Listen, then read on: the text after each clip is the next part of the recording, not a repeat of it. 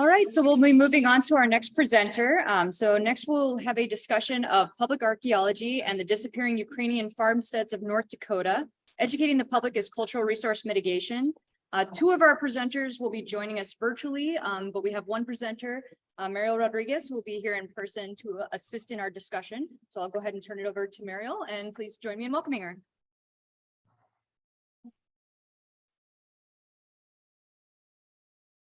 Thank you so much. So my colleague, Corey Yates, is going to get us started via Zoom.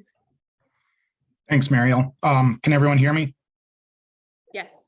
Okay, just have to check since we had technical difficulties already. So thank you. Well, good morning, everyone. I'd like to start by saying thank you to the Council for Minnesota Archaeology for the opportunity for us to present on Ukrainian farmsteads of North Dakota. Obviously with me today is Mariel Rodriguez. She's our architectural historian and also a historic preservation expert, as well as KLJ archaeologist Charlie Peliska. Charlie and I did the recovery fieldwork on this, and Charlie kind of spearheaded the lab analysis efforts at these sites that we will be discussing. I kind of wanted to start with a little bit of mention of current events surrounding this project. Mostly, you know, the fieldwork was done in the fall of 2022. As we know, that was probably a crazy year for everyone who did archaeology with all the COVID stuff going on, safety measures and everything corresponding with that. But as we kind of get into today and the topic of our discussion, you know, yesterday marked the 1 year kind of the Russian invasion of Ukraine. So this topic, obviously, we're going to be looking to highlight some of the Ukrainian history that benefits the understanding of Ukrainian culture, their struggles, and areas where additional work would improve that understanding in regards to their American immigrant experience. With that, I'll hand it off to Mariel. Thank you. So in 2014, the North Dakota Department of Transportation contracted KLJ to conduct a Class 3 cultural resource inventory as part of their project to improve and widen US Highway 85. Excuse me. There we go. Oh my God. There we go. From Belfield to Watford in Western North Dakota. The area of potential effect was a 62-mile-long corridor, and it was inventoried in stages from in 2015 and 2016. In 2016, the Class 3 report identified 95 sites and 72 isolated finds. Of these, 2 sites were found to be eligible for the National Register of Historic Places and in need of mitigation.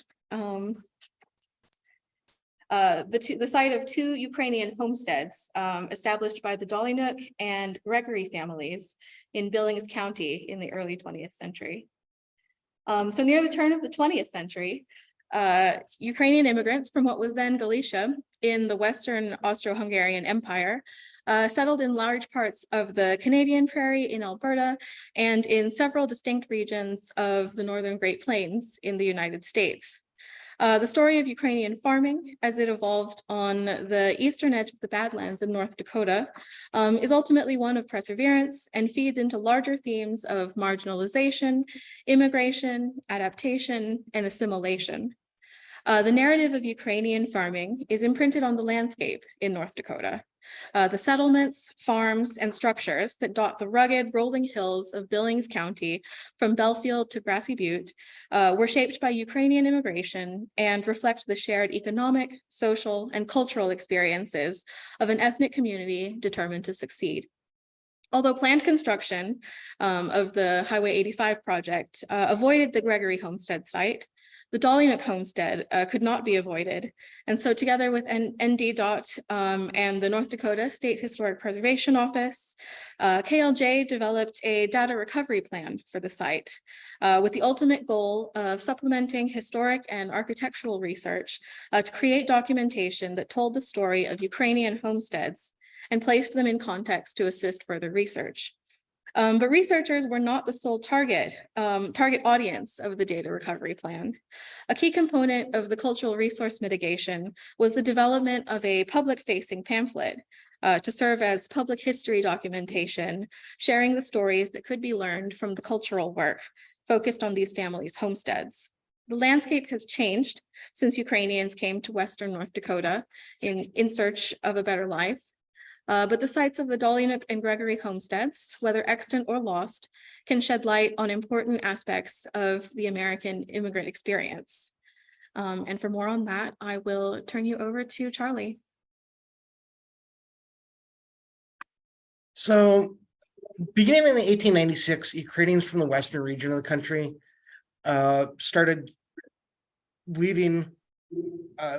Basically, a lot of the homesteads and farmsteads in Ukraine had been broken up over the generations.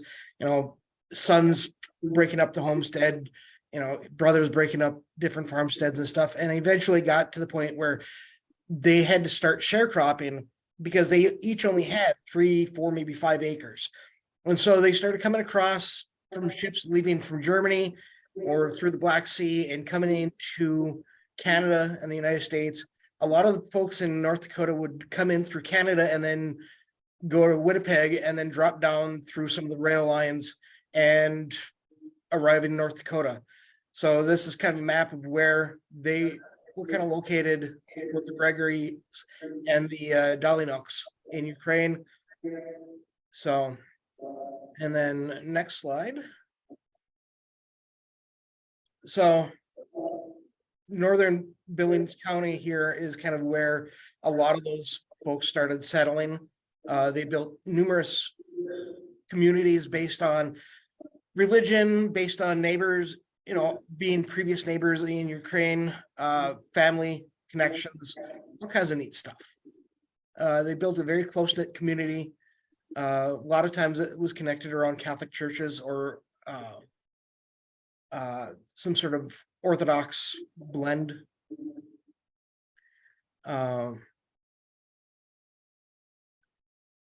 Many immigrants, sorry, I lost my place. Anyway, many of them started going to school and started documenting their experiences right off the bat.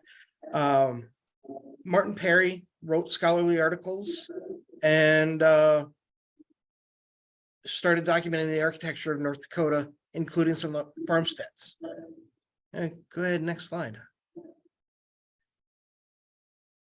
So the Gregory Homestead is the one that's still more intact.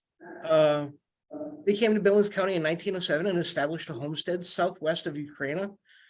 He married Angeline. Her Ukrainian name was Wasilina.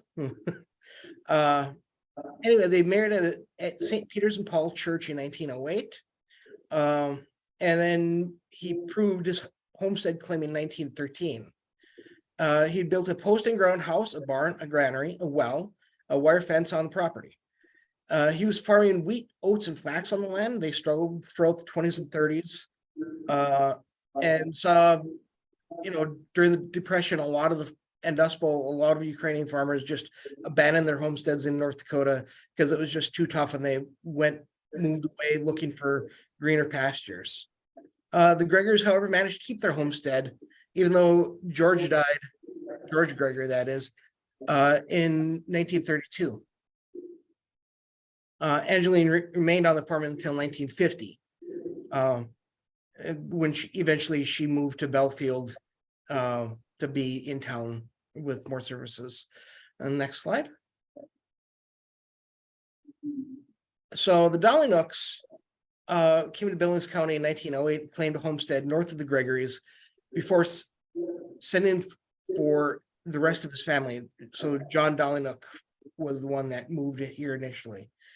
They lived in a 3-room posting ground house with mud-filled gumbo walls. So not quite sod, kind of, I guess, similar to like a Wattle and Daub style of structure. The house had 3 rooms in an arrangement common both Ukrainian and Ukrainian homestead architecture. The house was first documented in the 70s as an architectural resource, and the Dolyniuks didn't live here that long. I'm just trying to remember. He proved his claim in 1911, and he paid for the land outright in 1912. Maybe he was looking to sell it. Why he decided to go with a mortgage is still a mystery. But he ended up dying, well, institutionalized in the state hospital in 1914. So, and then his family kind of moved away. By 1925, they had a hard time paying the mortgage off. And there was a very brief occupation of the farmstead by the Meduna family after World War II. But yeah, then it was vacant. And here's what it looked like in 1987 down at the bottom of the screen. And by the time we got out there, if you remember back to the first slide, there's basically just a few sticks of the frame left. So I will hand it back off to Corey to talk about the actual archaeology of the joint. Thanks, Charlie. So yeah, it's the goal of the data recovery undertaken at the Dolyniuk and Gregory Homesteads in the fall of 2020 was to gather technical information from architecture features and artifacts that could be compared to other sites that had similar backgrounds. The data gathered at these two homesteads can be useful in future interpretations and management of Ukrainian homesteads in Western North Dakota, not because the sites are representative of all Ukrainian farmsteads in the state, but because they can inform understanding of historical context. At both sites, pedestrian surveys were conducted before magnetometer surveys attempted to delineate features and assist in identifying buried features. Maps made of the sites allowed researchers to study the locations of features in relation to one another and the landscape. Shovel probes were excavated at the Dolyniuk homestead before formal excavation units were identified. Total of 9,369 artifacts were recovered at the Dolyniuk homestead. Over a quarter of those artifacts were bottles, and almost 20% of artifacts were miscellaneous bits of metal. There were 37 total functions identified for the artifacts, including buttons, containers, dishes, horse tack, toys, nails, shoes, tools, ammunition, machinery, hardware, jewelry, and a musical instrument. Archaeological excavation also revealed information about the post in-ground construction of the house. The posts were made of cedar, not a native species, and the posts were also burnt before they were set in the ground, possibly to protect from rot. Next slide. At the Gregory Homestead, magnetometry and a surface inventory helped researchers understand the site layout. Although archaeological excavations were not performed, magnetic radiometry identified not only visible surface features, but potential trash spreads that could be excavated in the future to examine historic site refuse distribution. The Dolyniuk and Gregory homesteads cannot be representative of the entirety of the Ukrainian immigrant experience in Western North Dakota, but they do allow for important comparative analysis and create context for further study. Crucially, magnetometry and mapping allowed researchers to examine how Ukrainian homesteads may have influenced one another when working together to improve their farms, as researchers know they did thanks to homestead claim records. Next. All right. Well, magnetometry and maps allowed the researchers to compare the features, both the Dolyniuk homestead and the Gregory homestead. More research remains to be done on the features of the Gregory homestead, but comparing maps of the two sites shows that the house was positioned similarly in both lands, in the landscape of both homesteads. Thanks, Corey. So KLJ submitted a detailed cultural resource inventory and technical reports to NDDOT and to the North Dakota SHPO over the course of the 5 years that it was working on the US Highway 85 projects. And those records are now on file for future researchers to use in the course of their own work. Equally important, however, to creating a repository of technical and academic records is sharing findings with the broader public, especially those whose personal and collective memories are connected to the Ukrainian immigrant experience. NDDOT recognized that the Ukrainian Cultural Institute in Dickinson, North Dakota, which was established in 1980 to celebrate and preserve Ukrainian culture, as a key partner with which to share findings from investigations at the Dolyniuk and Gregory Homesteads. In 2022, KLJ created a pamphlet designed to be shared either in print or online that highlighted the history uncovered by the Data Recovery Project. The landscape of Western North Dakota looks very different today to 100 years ago, in large part because many Ukrainian immigrants eventually moved away from the area, seeking further economic opportunity. And the Dolynuks and the Gregorys are part of that story. The physical remnants left behind by departing immigrants help communities foster a sense of ancestral identity, and data recovery ensures that these sites of memory are not completely lost, even as their physical presence changes. And with that, if you have any questions, I'd like to open it up.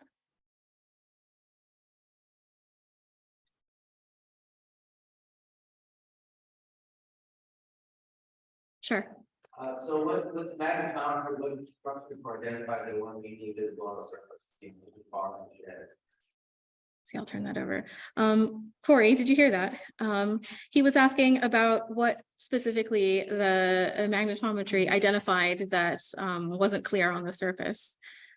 Yeah, unfortunately, we don't have images of the magnetometry in our presentation, but one of the things that I did notice was kind of just north of the main house at the Dolyniuk homestead. There were some very clear kind of like almost looked like road marks, right? Like where they were, maybe that's where they parked their horses or carriages or some sort of vehicles that they used on the farm. So it was very kind of obvious to track in that location. Otherwise, it kind of just pinpointed, you know, all these features that we have highlighted in the map on the left.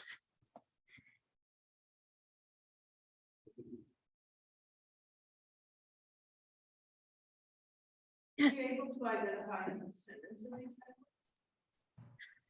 Yes, definitely. So there was kind of a genealogical work that went on with this family. A lot of them moved kind of to the Pacific Northwest area and sought better farming opportunities, moved into cities. We know that one of the Dolyniuk's daughters became a hairdresser.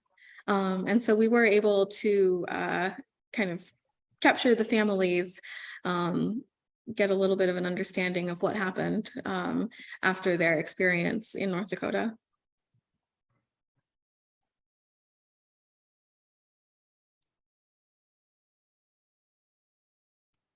There are no other questions. Thank you for your time. Thank you. Thank you.